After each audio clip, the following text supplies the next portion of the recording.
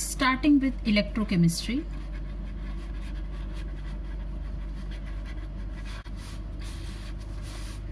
Electrochemistry, made up of two words, electro and something related with chemicals. So, what is electrochemistry? It is the branch of chemistry which deals with the conversion of chemical energy released during a spontaneous reaction into the electrical energy. What does it mean? Say for example, we did this experiment in lower classes, that a test tube taken, we take copper sulfate solution, blue in color, in which an iron nail dipped.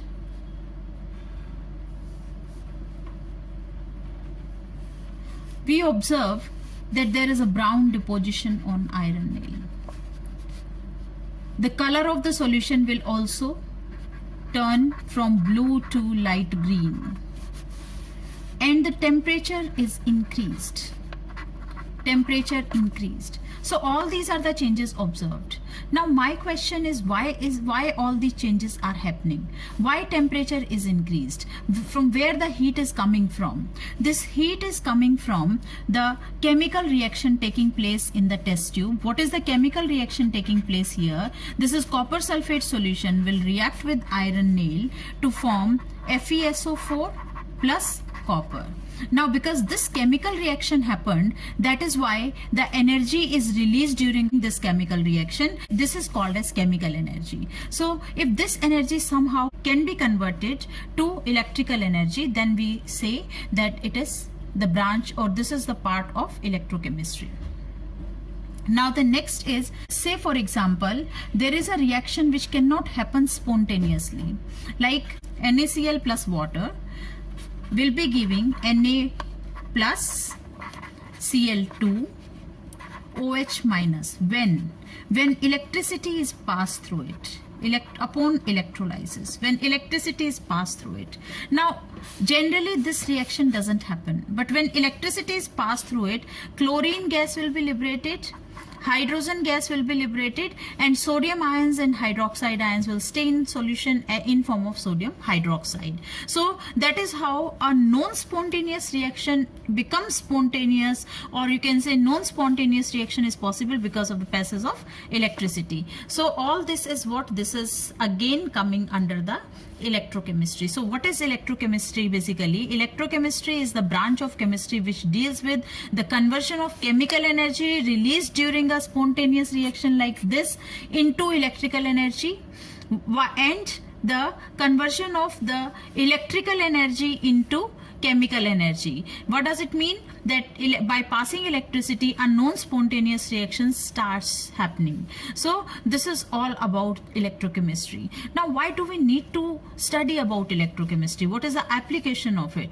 Application of electrochemistry is like we very well observe that whatever the battery cells are there, all these are the electrochemical cells where the chemical reaction is taking place, and that chemical reaction will be releasing some energy and will be converted to electrical energy. So that is what one of the application. Apart from this, if we talk about electroplating,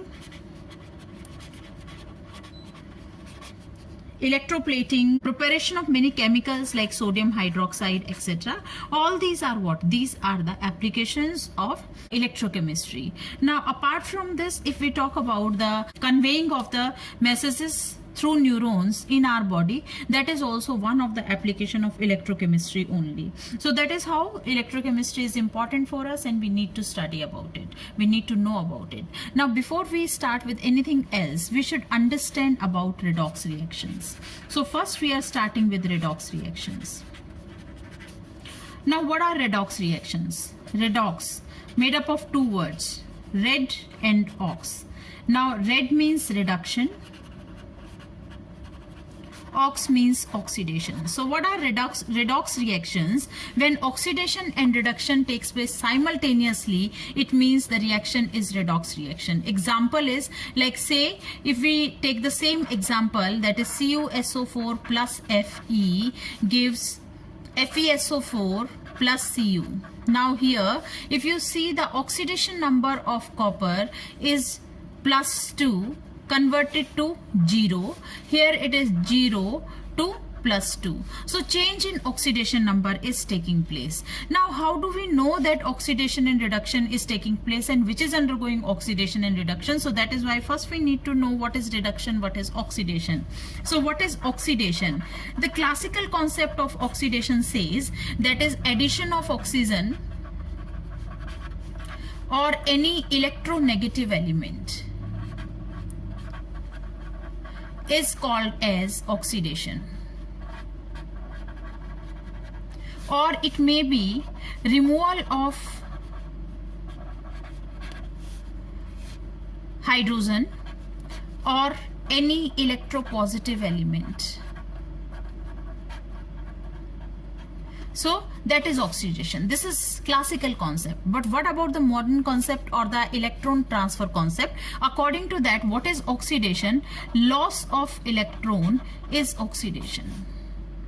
So loss of electron is oxidation. So if any element is losing electron, we say that element is undergoing oxidation. Like in the above reaction, if we see that iron converted from 0 to plus 2. So how is it possible? How it can be converted from 0 to plus 2 when it will be losing minus 2 from this? So that is how it will become plus 2. So this is what? So iron here is undergoing oxidation. Now what about reduction? Reduction is, according to classical concept, just opposite of this oxidation.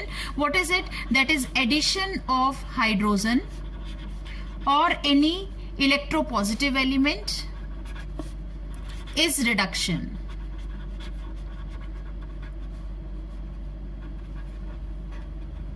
Or it may be removal of oxygen or any electronegative element.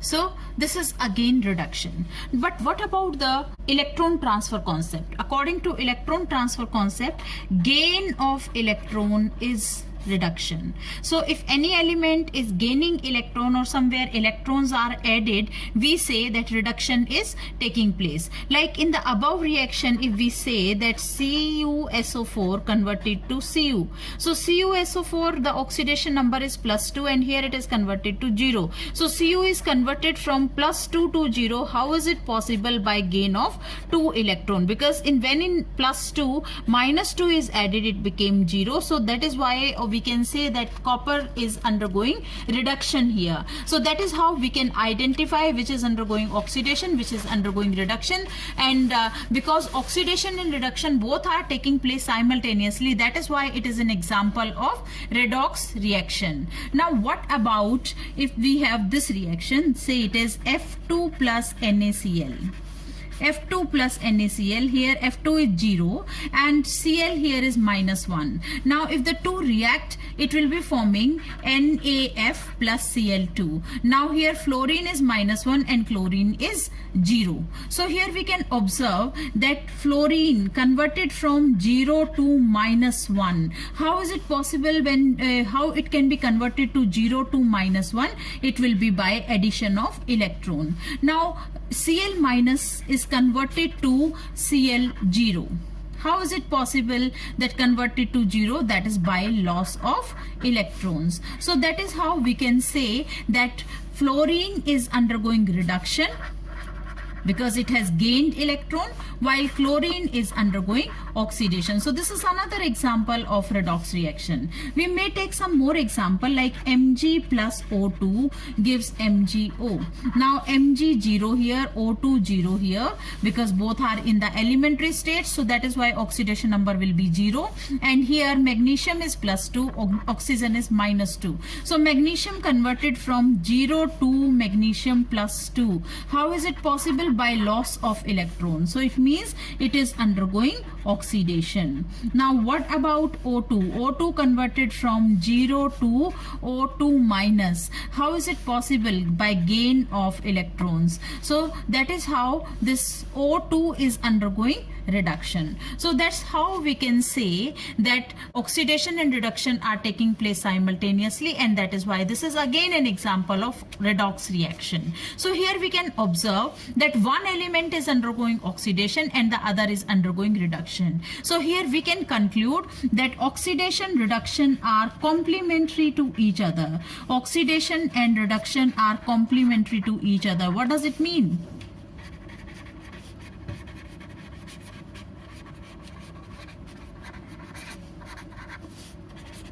Both are complementary to each other. What does it mean? That if oxidation is taking place, then definitely reduction has to happen. It is not possible that one element is losing electron and there is no other element to gain electron. So that is why if one element is undergoing oxidation, by loss of electron there should be another element to gain that electron and will undergo reduction. So that is why oxidation and reduction are complementary to each other, or you may say oxidation happens at the cost of reduction, or reduction happens at the cost of oxidation. So one is possible because the other is taking place there. Otherwise, one process is not possible. So that is why oxidation and reduction are complementary to each other.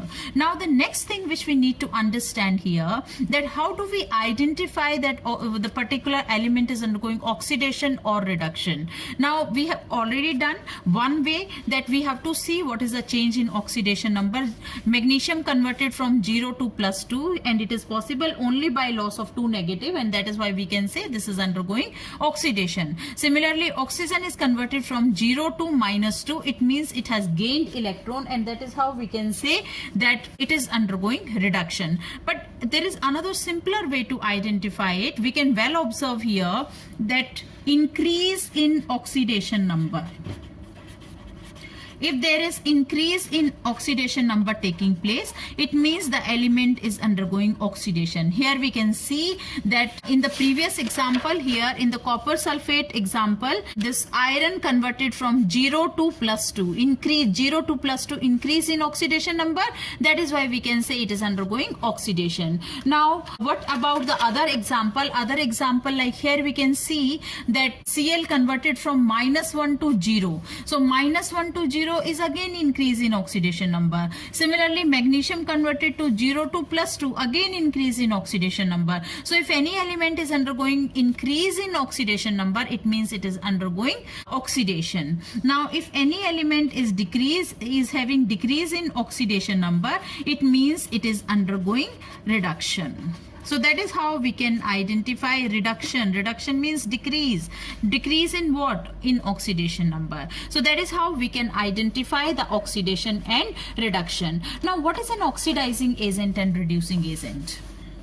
Like if we see the previous examples, here we should observe that magnesium is undergoing oxidation. Magnesium is undergoing oxidation by the loss of electron. Now whatever the electron magnesium has lost, that is gained by oxygen. So oxygen is undergoing reduction. So who gave the electron to oxygen? Magnesium. So that is how magnesium is acting as an oxidizing agent. So what is an oxidizing agent? Oxidizing agent is which oxidize other. How will it oxidize other? By taking out electron from there. And if it is taking out electron from there, it means that electron itself will be gaining. And if itself is gaining electron, it means it is undergoing reduction. So what I'm trying to tell, that oxidizing agent will always undergo reduction, because whatever the electron is lost from there will be added to this particular element. So that is how any element which is undergoing reduction will be the oxidizing agent. Similarly, what about the reducing agent? Reducing agent means which reduce other. Which reduce other. How will it reduce other? When it is supplying electron to that, by supplying electron. So from where the electron is coming? Electron is coming from the same element, because the same element is undergoing oxidation. So the same element is undergoing oxidation, so it is losing electron, and those electrons are gained by the other element. Like if we see the previous reaction, in the previous reaction we were having CuSO4, or you may say it was Cu plus 2. Now Cu plus 2 is converted to Cu by the gain of electron, and there Fe converted from 0 to Fe2 plus by loss of 2 electrons. Now these 2 electrons are gained by this. So who gave these electrons? That is iron, and iron itself is undergoing oxidation, itself is losing electron, and those electrons are gained by Cu2 plus iron. So that is how it is undergoing reduction. So here iron is what? Iron is a reducing agent, while Cu2 plus is what? It is an oxidizing agent, because itself is undergoing reduction. So any element which will undergo oxidation will be acting as a reducing agent. So that is how we can identify the oxidizing and reducing agent. So redox reaction, we should understand where the oxidation and reduction are taking place simultaneously. Whenever there is an increase in oxidation number taking place, we say oxidation is happening. Whenever there is a decrease in oxidation number take place, we say that reduction is taking place, and the element which undergo oxidation is always a reducing agent, and the element which undergo reduction will always be a oxidizing agent. So that is how we can conclude the topic. But before that, I just want to tell one thing very clearly, that number of electrons lost during oxidation will always be equal to number of electrons gained, because it is not possible that some element is losing 5 electron and the other is only gaining 1 electron. If it is gaining only 1 electron, then there should be 5 ions or 5 atoms to gain those 5 electrons lost by other species. So what I am trying to tell, that total number of electrons lost or gained will always be equal to each other. So this is all about the redox reactions. Thank you.